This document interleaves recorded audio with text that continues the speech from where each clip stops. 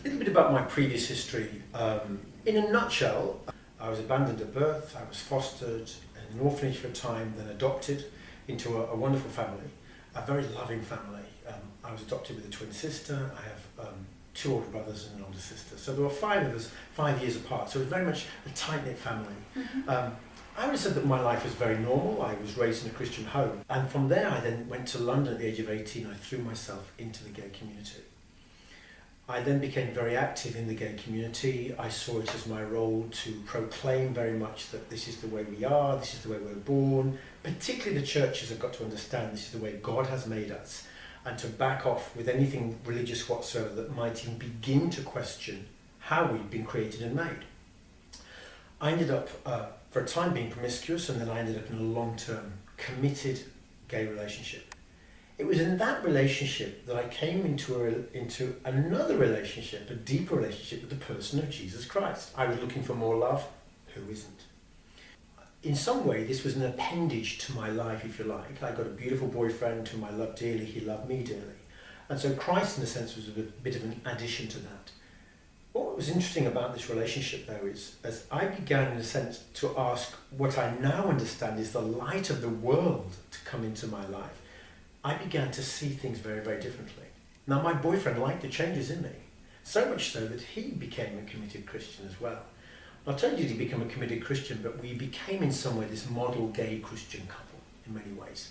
And we thought we got the best of everything, to the point that we were actually considering having a blessing over our relationship.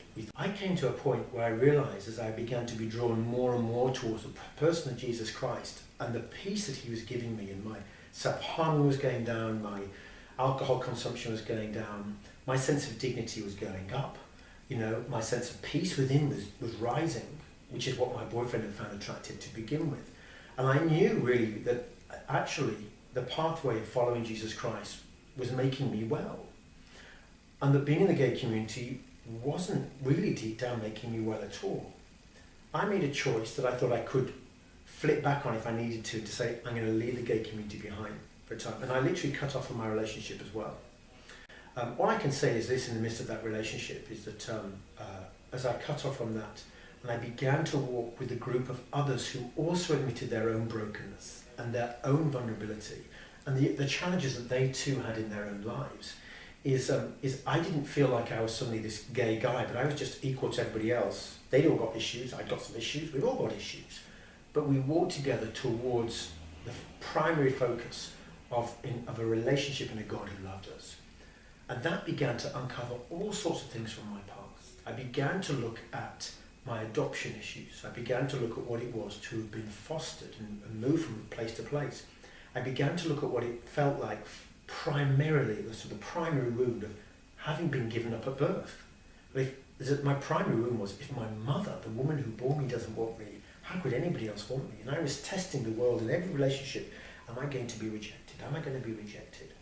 And what happened in Christ, in that relationship, I found a sense of I belong and I belong for eternity. In the midst of this spiritual therapeutic journey, I came to a realization as well that actually I had been sexually abused, not just by a teacher between the ages of 8 and 11, but by a friend of the family consecutively. I'd also been introduced to pornography at the age of 8.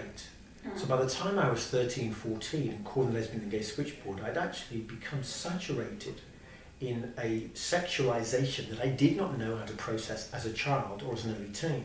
I had to learn to lay every thought, every concept, everything about myself before him. And it was like divine surgery would take place. It was like this knife, this double-edged knife that was coming and cutting away at the cancers and the tumours that I picked up through learned behaviour, through the environment around me, through the ways I began to think of things, through the inner vows that I'd made within myself. And as they were placed before the cross, I was able to walk through from a place in a sense of darkness into a place of light and to see, in a sense, a divine blueprint of who I should be.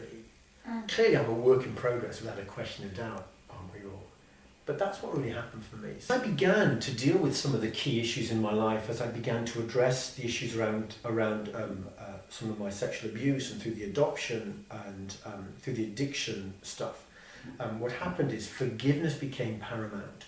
As I forgave and as I basically, as I began to cut away in a sense what felt like the tentacles of the world wrapped around me, they were cut away. I was able to take on the bonds of life from the Lord itself, almost like an umbilical cord between me and the Lord himself. And what was shocking for me, I was the person most surprised by this, is when I stopped feeling this sort of gnawing sense of same-sex attraction. And for quite a time I was almost asexual, and I just thought chastity is easy. But then what happened, and this is what shocked me, is that I began to find women attractive. And nobody had warned me about this, because everybody had said to me, this is impossible because you're made this way. And that led me over a decade ago to end up becoming married and to becoming a father.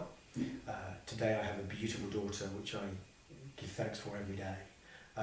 I've since divorced, which saddens me, but I still know that whatever happens is marriage between a man and a woman is just something radically different to a long-term committed relationship between two people of the same sex.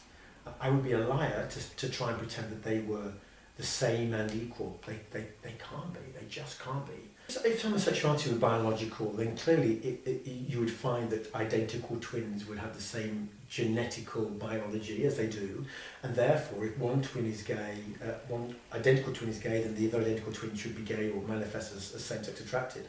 And we know from numerous studies that is not the case. What I also learned is this: I spent over a decade running an amazing support group in London, walking alongside literally hundreds of people who are same-sex attracted. And what I found in walking alongside these people is that they all had a really similar story to my own. They'd all come to a place whereby they'd made in vows, they got stuck in part of their developmental cycle, their environment had taught them to perceive the world in a certain way, they thought in a certain way, and literally, although I drank hundreds and hundreds of cups of coffee and listened to hundreds of stories over many hundreds of hours, I could have encapsulated all those stories into 5 or 10 minutes. And I began to see the very clear pattern. It was only after listening to many of these stories that I then came across a lot of earlier psychological work that began to explain all that was going on, much that we've now rejected and pushed away because it's become easier to believe, well, it's just the way people are, so we don't question anything. Does that mean, therefore, that people feel a greater joy and less depression and less mental anguish? No. In fact, if anything, today we're seeing a greater degree of mental anguish, particularly among people in the lesbian and gay community, partly because they're being told, this is all you have and this is all you are. Well, I know very clearly from my life and the life of hundreds of people, and I mean hundreds of people who've walked a similar journey to me, that actually their life isn't complete. There is a degree of inner work that they have to do, as we all have to do. It's not about being LGBTQI. It's the fact is that we live in an imperfect world that affects all of us. And that can also affect our sexual development. It can affect how we are sexually attracted, to what degree we're sexually attracted, how that might manifest itself, etc. So in the midst of all the tests that we've done, we still haven't found this gay gene. And I'll be honest with you, I don't believe we ever will. Because, say, literally, having walked alongside the lives of hundreds of people who are same-sex attracted, in a city of London where I work with all sorts of cultures, and every age from 18 to 80, and people have told me their story, and I see the same patterns in all these people's lives. And in some way, the same traumas, the same tragedies, sometimes the same joys. But I also see great insights in these people as well. Insights that I believe aren't being utilised to the best of their ability. So for example, many people who've come to the point of admitting they're same-sex attracted, they've already done some incredible inner work that many human beings haven't. They've had to analyse and examine the very essence of what they're feeling and experiencing today. Most people don't know how to do that. But actually what same-sex attracted people, I invite them to do, and this is something I had to do, was to dare to go deeper. And in some way, it's as though we can become prophets of a new age, particularly an age where there's so much noise, so much white noise around us and things happening, that we don't know what it means to stop and to reflect and to say, who am I and where am I going? And particularly in the light of an eternal God who's made us.